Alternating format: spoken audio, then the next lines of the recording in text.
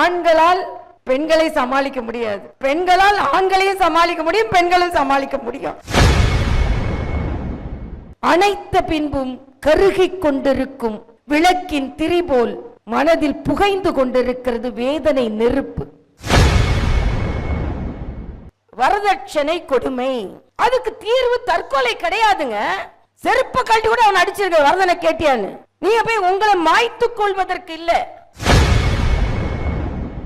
நான் இங்க குழந்தைகள் ஸ்கூல் டீச் சில்ட்ரன் இருக்கீங்க, 35 மார்க் வாங்கணும்னு உட்கார்ந்து அழாதுங்க. நாளை 70 மார்க் என்னற்காக காத்திருக்கிறது என்று வெற்றிகரமாக அதை படிக்க ஆரம்பிச்சிருங்க. இந்த நிகழ்ச்சிக்கு வந்திருக்கும் உங்கள் ஒவ்வொருவருக்கும் தனித்தனியாக எனது வணக்கத்தை தெரிவித்து, பத்திரிகை சகோதரர்கள், தொழில்நுட்ப கலைஞர்கள், புகைப்பட நிபுணர்கள், காவல்துறை அன்பர்கள் அனைவருக்கும் எனது வணக்கம். நல்லதொரு நிகழ்ச்சி. இங்கே என்னை வீட்டிற்கு வந்து அழைத்த போதே திருமதி உமா கணேஷ் அவர்கள் சொன்னாங்க, எங்ககிட்ட வந்து ரொம்ப இளைய வயதுக்காரர்களா இருக்காங்க, எனக்கு 69 வயசு, 80 வயசுக்காரங்கள்லாம் இருக்காங்க அப்படின்னு ரொம்ப இளைஞரா இருக்கிறதுலே இளையவரா அவங்க தான் தெரிஞ்சாங்க எனக்கு. ஆக அந்த உத்வேகம் இருக்க வேண்டும், அந்த ஒரு பாராட்டு. அது மட்டும் இல்ல, சகோதரி விஜயபாரதி அவர்கள் மிக சிறப்பாக அட்மினிஸ்ட்ரேஷன்ல இருக்கிறாங்க அப்படின்றதுல எனக்கு ரொம்ப மகிழ்ச்சி. நான் 2 மாநில ஆளுநராக இருந்தேன். அடிக்கடி ஒன்று சொல்வது உண்டு, இங்க உள்ள ஆண் நண்பர்கள் கோவித்துக் கொள்ள கூடாது, women are better administrators than men அப்படின்னு சொல்லுவேன்.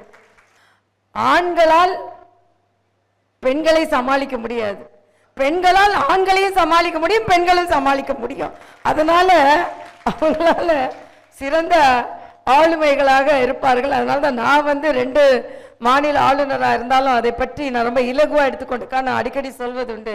ஏனென்றால் பெண்களால் ஆண்களையும் சமாளிக்க முடியும், பெண்களையும் சமாளிக்க முடியும். ஆண்களால பெண்களை சமாளிக்கவே முடியாது, அதெல்லாம் ரொம்ப கஷ்டமான காரியம். அதையும் சேர்ந்து நீங்க அட்மினிஸ்ட்ரேஷன்ல கொண்டு வரணுன்றது மிக மிக முக்கியமான காரியம். அதுல எனக்கு எப்பவுமே பெண்கள் ஒரு ஆளுமையோட, ஒரு வீட்டிலிருந்து வெளியே வந்து ஒரு சேவை மனப்பான்மையோடு நடந்து கொள்வது எனக்கு ரொம்ப பிடிக்கும். ஆனா பெண்கள் முன்னே வருகிறார்கள் என்பதற்காக பின்னே திரு சுரேஷ் போன்றவர்களும் திரு பழனி போன்றவர்களும் இருந்தால்தான் அவர்களும் வர முடியும் என்பதையும் நான் இங்கே ஒப்புக்கொள்கிறேன். ஏன்னா எங்களுக்கு ஆண்கள்லாம் வேண்டாம், அவங்க துணையெல்லாம் வேண்டாம் அப்படின்னு சொல்ற பெண்ணியல்வாதி நான் கிடையாது. நான் என்ன பெண்ணா அடிக்கடி எனக்கு சொல்வேன், கணவர் doctor Soundararajan man behind the woman சொல்லுவாங்க. இல்ல மேன் பிசைட் த உமன். பக்கத்தில் இருந்து பின்னால் இருந்து இயக்குபவர்கள் அல்ல, பக்கத்தில் இருந்து இயக்குபவர்கள், பக்க பலமாக இருந்து இயக்குபவர்களாக இருந்து கொண்டிருக்கிறார்கள். அதனால் இங்கே உள்ள அனைத்து ஏஞ்சல்களுக்கும் அவர்களுக்கு சகோதரராகவோ இல்லை என்றால் பங்குதாரராகவோ இல்லை என்றால் வாழ்க்கை துணைவராகவோ பங்கெடுத்துக் கொண்டிருக்கும் சகோதரர்கள் அத்தனை பேருக்கும் எனது வணக்கத்தை தனியாக நான் தெரிவித்துக் கொள்கிறேன். ஏனென்றால் அவர்களின் துணை நிச்சயமாக வேண்டும். துணை என்பதை விட இணையாக இருந்து அவர்களுக்கு பணிபுரிய வேண்டும் என்பது. எப்பொழுதுமே ரோட்டரி கிளப் என்ற நிகழ்ச்சிக்கு கூப்பிடும் போது எனக்கு எப்பவுமே மகிழ்ச்சியாக நான் ஒத்துக்கொள்வேன். ஏனென்றால் சுயநலம் இல்லாமல் வெளிநலத்திற்காக பொதுநலத்திற்காக செயலாற்றுபவர்கள் நீங்கள். அதனால்தான் இங்கே பழனி அவர்கள் சொன்னார்கள், நான் மருத்துவர் என்ற வகையில் மார்பக புற்றுநோயை பரிசோதனை செய்கின்ற ஒரு மிகப்பெரிய வாகனம் தயாராக இருக்கிறது என்றார்கள். அதற்கும் நான் எனது வாழ்த்துக்களை தெரிவித்துக் கொள்கிறேன் ஒரு மருத்துவர் என்ற முறையில். இங்கே வரும்பொழுது இங்கே பெண் குழந்தைகள், ஸ்கூல் ஸ்டூடெண்ட்ஸ் இருக்காங்க, காலேஜ் ஸ்டூடெண்ட்ஸ் இருக்காங்க, குடும்ப இல்லத்தரசிகள் இருக்கிறீர்கள். இங்கே வரும்போது நான் எப்பவுமே ஒன்று என்ன பேசுவது என்று சிந்தித்து விட்டு வருவது உண்டு. முதல்ல எப்படின்னா, வெளியில நம்ம எப்படி சாதனை செய்யலாம், எவ்வளவு பெரிய சாதனையாளரா மாறலாம், சிறந்த மருத்துவரா மாறலாம், சிறந்த வழக்கறிஞரா எப்படி மாறலாம், சிறந்த அரசியல்வாதியா மாறலாம் அப்படின்னு பேசுவோம். அதுதான் சரியா இருந்தது. ஆனா இன்னைக்கு எனக்கு கவலை உள்ள என்னன்னா, சிறந்த வீட்டு நிர்வாகத்தினராக எப்படி இருப்பது, சிறந்த இல்லத்தரசிகளாக எப்படி இருப்பது, சிறந்த பெண்களாக எப்படி இருப்பது, வீட்டை நம்ம எப்படி நிர்வகிக்க போறோம்.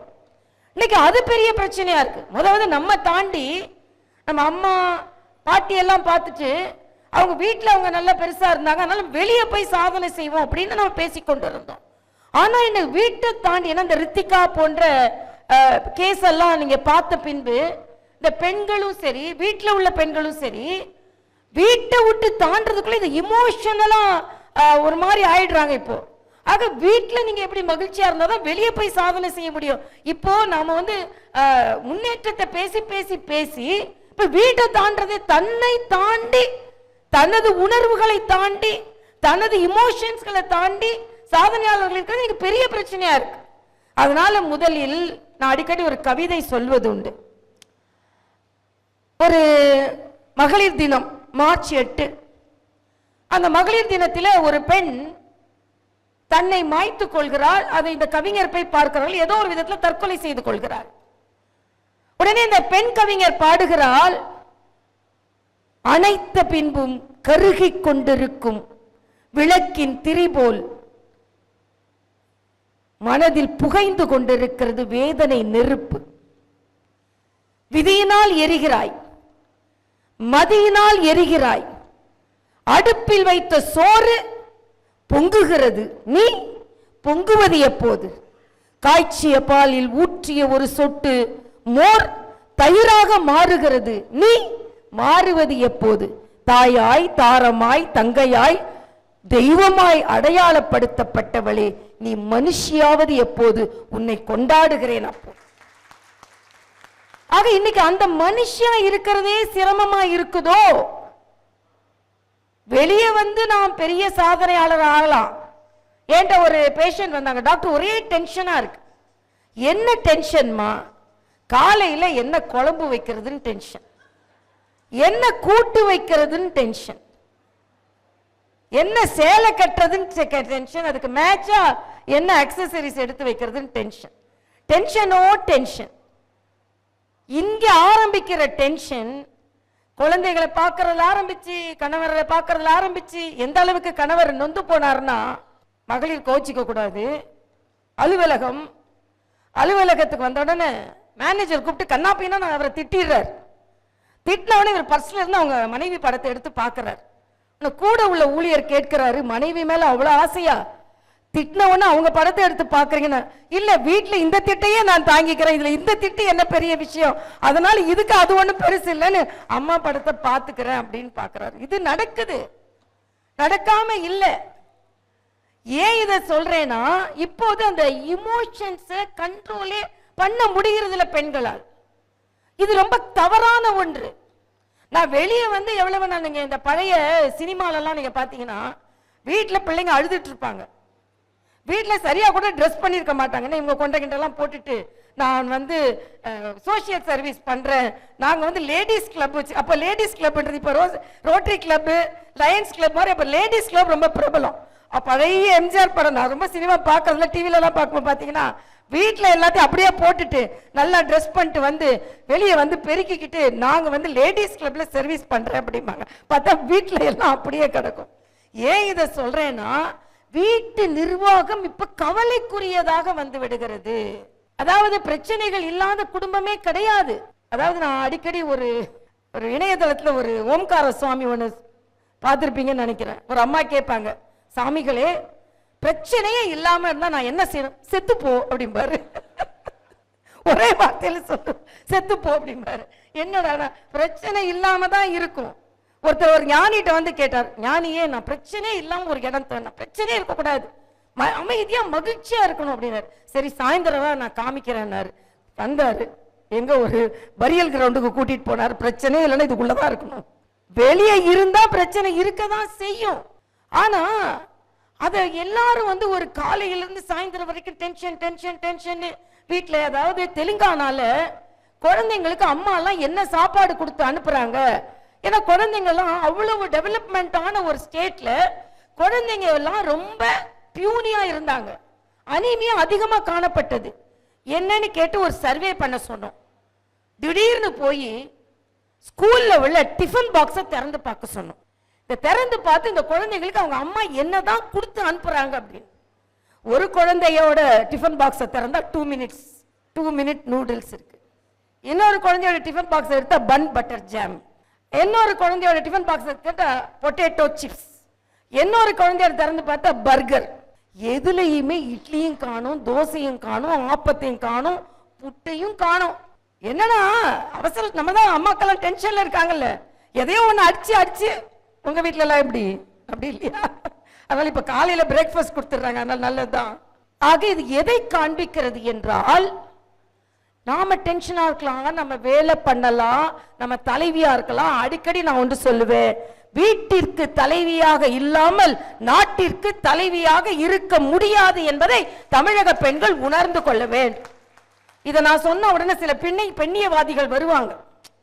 அதாவது உடனே ஒரு வாட்டி நான் பேசிக்கொடும்போது எனக்கு ஒரு பெண்ணியவாதிக்கும் பயங்கர வாக்குவாதம் வந்துருச்சு. அவங்க என்ன பேசினாங்கன்னா, வீட்டு வேலையெல்லாம் ஆண்கள் பார்த்து கொள்ளட்டும், நாங்க நாட்டுக்கு போறோம் அப்படின்னாங்க. நான் சொன்னேன், அதுவும் தப்பு. இணையா அவங்களும் வாங்க, நானும் வாங்க, நீங்க வீட்டையும் பாருங்க, நம்ம ரெண்டு சேர்ந்து பார்ப்போம், நாட்டையும் சேர்ந்து பார்ப்போம்னு சொன்னா பரவாயில்ல.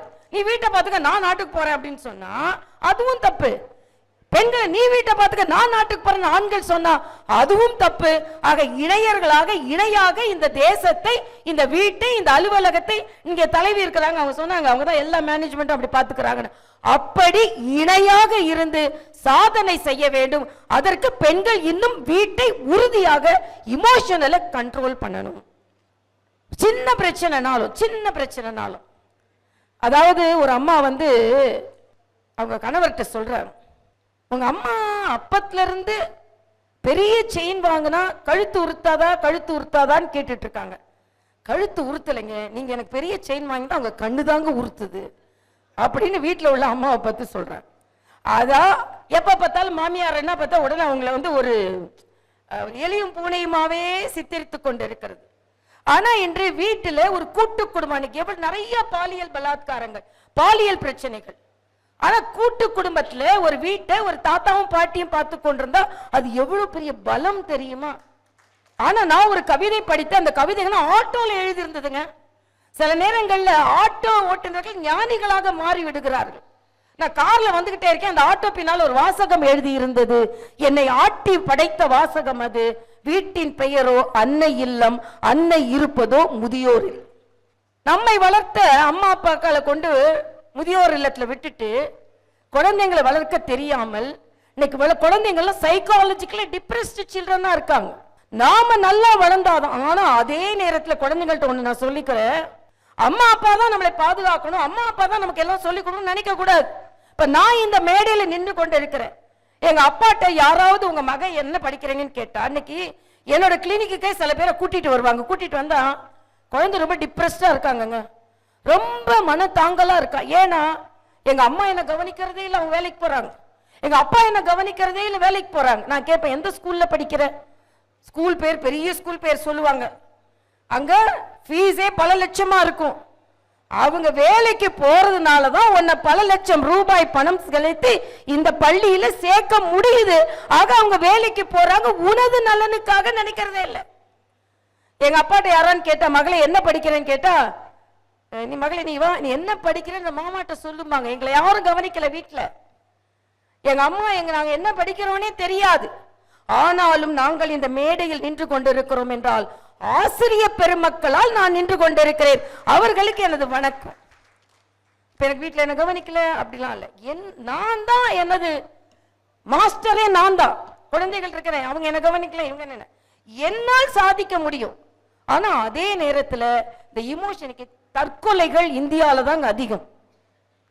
தமிழ்நாட்டில் தற்கொலைகள் அதிகமாக இருக்கிறது. இப்ப ரீசெண்டா கூட ஒரு இணையதளத்துல ஒரு கேஸ் வந்துகிட்டே இருக்கு, ஒரு பொண்ணு வரதட்சணை கொடுமை. அதுக்கு தீர்வு தற்கொலை கிடையாதுங்க. செருப்ப கழட்டி கூட அவன் அடிச்சிருக்க, வரதனை கேட்டியான்னு. நீங்க போய் உங்களை மாய்த்துக் கொள்வதற்கு இல்ல. செயின் கேட்டியாடா, வா பாத்துக்கலாம், எவ்வளவு செயின் வேணும், நான் சம்பாதிக்கிறேன், கொஞ்சம் டைம் கொடு, 10 செயினா வேணும் வாங்கிக்கோ. அப்படி தைரியமா இருந்து பழகுங்க. நம்மை நாமே மாய்த்து கொள்வதில் எந்தவித பலனும் இல்லை. உலகத்துல கடவுள் எதற்கு படைத்து இருக்கிறார்? போராடி வெற்றி பெறுவதற்காகத்தான் படைத்து, நம்மை மாய்த்து கொள்வதற்கு இல்ல. யாரும் 1% கூட அதற்கு நமக்கு உரிமையும் கிடையாது. எனக்கு ரொம்ப வருத்தமா இருக்கு. எனக்கு அந்த பொண்ணு மேல்தான் கோவம் வந்தது. இதை கேட்டுக்கிட்டே இருக்காங்கன்னா திமிரி எழுந்து நீ போராடதான் செய்யணும். போராடினால் வெற்றி பெற முடியாத ஒரு பிரச்சனை இந்தியாவிலும் கிடையாது, தமிழ்நாட்டிலும் கிடையாது. நான் இங்க குழந்தைகள் ஸ்கூல் டீச் சில்ட்ரன் இருக்கீங்க, 35 மார்க் வாங்கணும்னு உட்கார்ந்து அழாதுங்க. நாளை 70 மார்க் என்னற்காக காத்திருக்கிறது என்று வெற்றிகரமாக அதை படிக்க ஆரம்பிச்சிருங்க. இன்னைக்கு மார்க் குறைவாச்சுன்னா அன்னைக்கு சாயந்தரமே படிக்க ஆரம்பிங்க. அழ ஆரம்பிக்கிறாங்க. தேம்பி அழும் குழந்தை நொண்டி என்று பாரதி சொன்னார். நொண்டின்ற வார்த்தையை பயன்படுத்த மன்னிக்கணும், ஏன்னா பாரதி சொல்றார் மாற்றுத்திறனாளி யாருன்னா தேம்பி அழுறவங்க தான். ஆக பெண்களுக்கு இந்த இல்லத்தை நிர்வகிக்கிற பிரச்சனையே இப்ப பிரச்சனையா இருக்கிறத நான் பார்க்கிறேன். அதனால்தான் இன்னைக்கு தலைப்பு வெளியே போய் நீ பெரிய டாக்டர் ஆகு, பெரிய இன்ஜினியர் ஆக போற, பெரிய தலைவராக போற, பெரிய ஐஏஎஸ் ஆக போறன்ற தலைப்பு இன்னைக்கு இல்ல. உன்னை நீ எப்படி பலம் பொருந்தியவளாக சாதாரண மனுஷியாக உன்னை பலப்படுத்த பின்புதான் நீ பெரிய ஆளா வர முடியும். அதுவே இன்னைக்கு ஆட்டம் கண்டு கொண்டிருக்கிறதோ என்ற கவலை எனக்கு இருக்கிறது. இது மிக மிக முக்கியம். காலையில எழுந்த உடனேயே பிரச்சனை.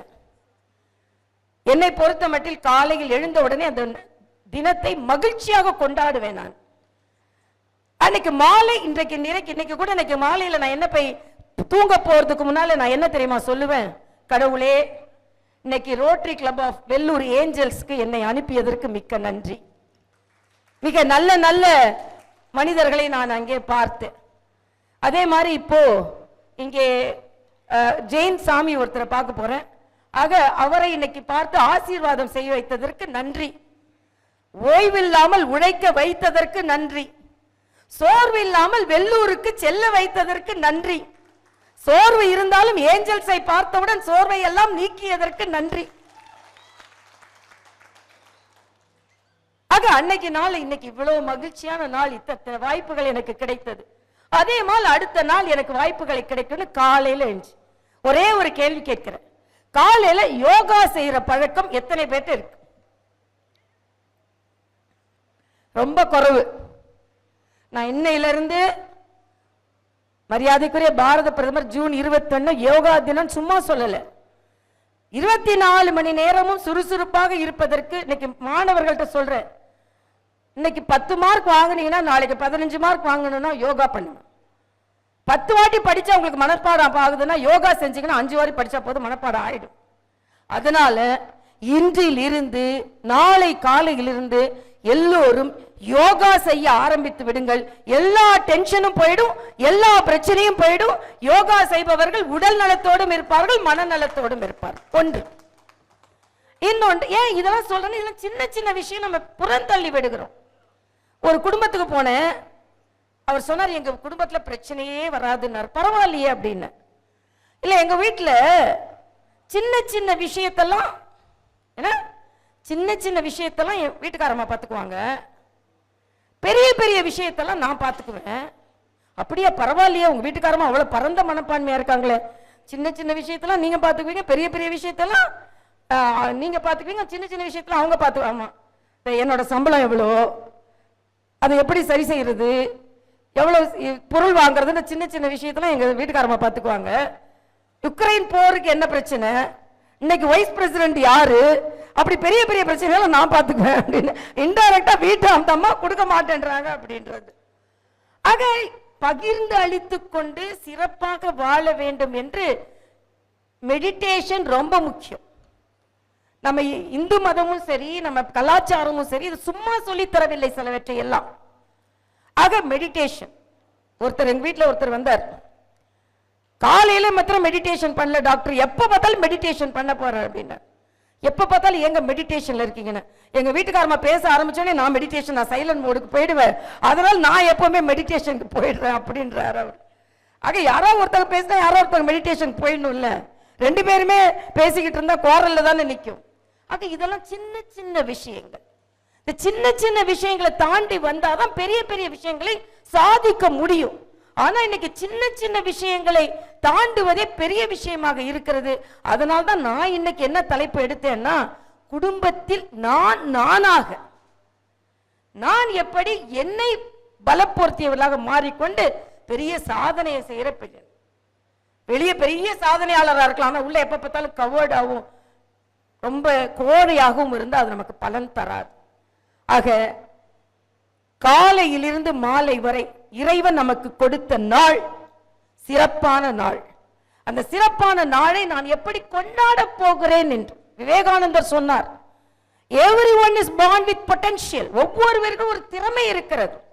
அந்த திறமையை எப்படி வெளிக்கொணர வேண்டும் என்று தான் நாம் போராட வேண்டுமே தவிர நம்மோடே நாம் போராடி கொண்டிருக்க கூடாது என்பதை சொல்லி, குடும்ப வாழ்க்கை என்பது அது நீங்கள் என்னென்ன வகையில் வீட்டில் மகிழ்ச்சியாக எடுத்துக்கொண்டால்தான் மற்றதை நீங்கள் செய்ய முடியும். தமிழ்நாட்டில் ஒரு பழமொழி உண்டு, ஆத்திரப்பட்டால் அகண்ட பாத்திரத்து கூட கை நுழையாது.